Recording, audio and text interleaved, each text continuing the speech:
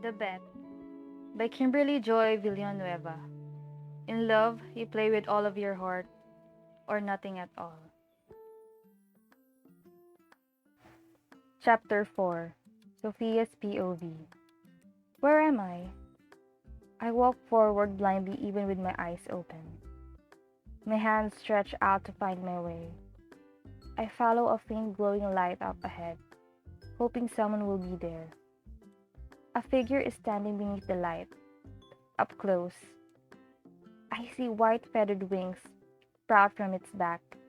His sleek, dark hair glints. Despite the lack of light, Drake? I ask. I don't know why I assume it's him. The figure turns to the sound of my voice.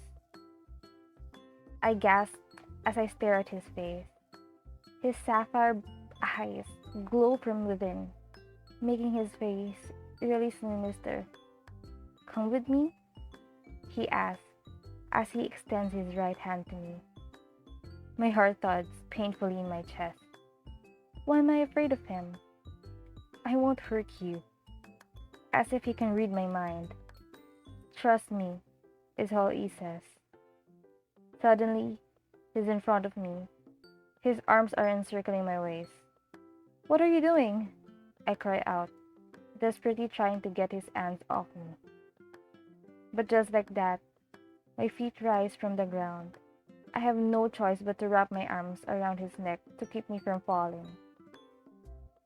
This seems to amuse him as a smirk forms in his lips.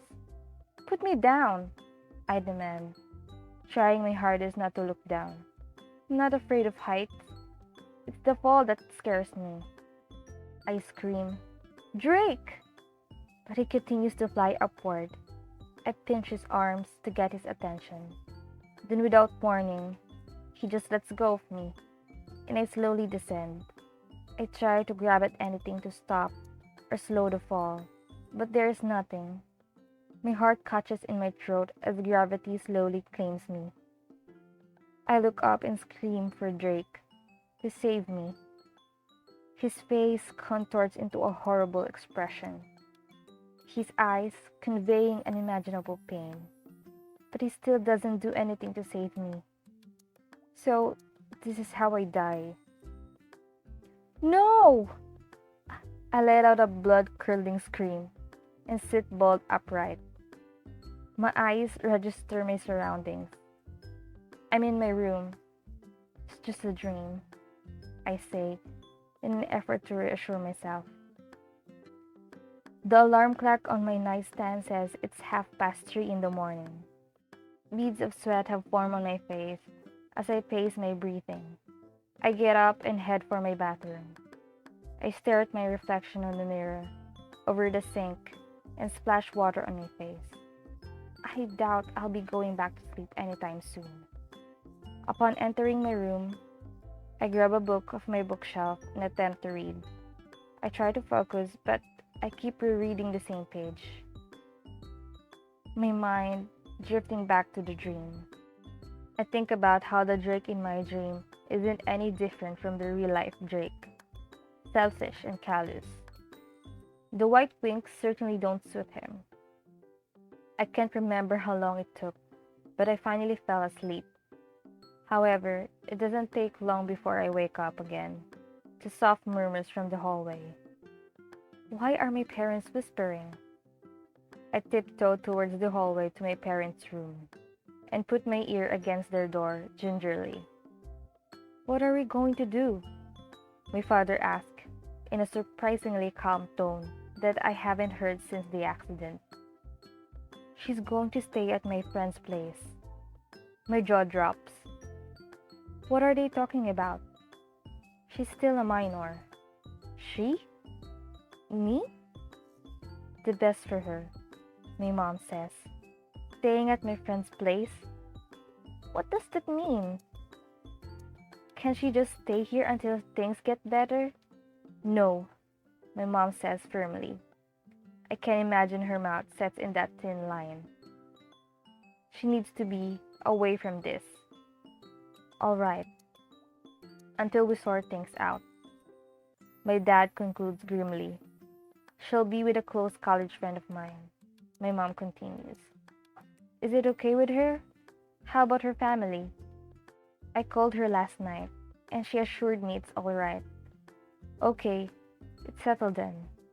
In an instant, I hear their footsteps coming closer. I stumble in panic. To my horror, the door opens and I find my parents looking at me with surprised expression on their faces. Honey, my mom says, rushing towards me. Don't cry. Everything's under control. She wipes my cheek. The only then I realized I was crying. Did you hear everything? My dad asked, his brown eyes full of concern. I think I heard enough. My voice is barely above a whisper. It's something that we have to do with. My mom assures me while my dad nods in agreement. Do I have a choice?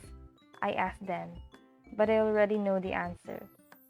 My father looks at me sadly and shakes his head. I bite my lip to stop myself from sobbing.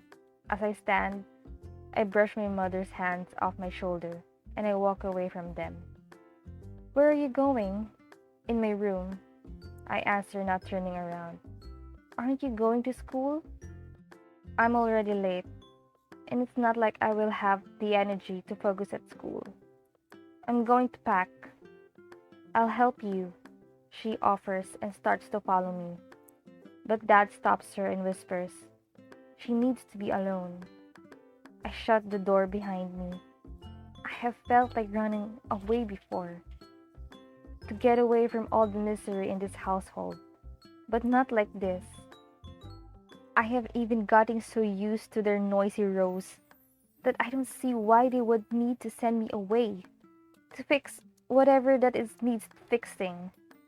And then there's the question that I forgot to ask them. Where are they sending me off to? Are you guys curious for the next chapter? If yes, tune in every Friday at 9 in the evening. Thank you for listening.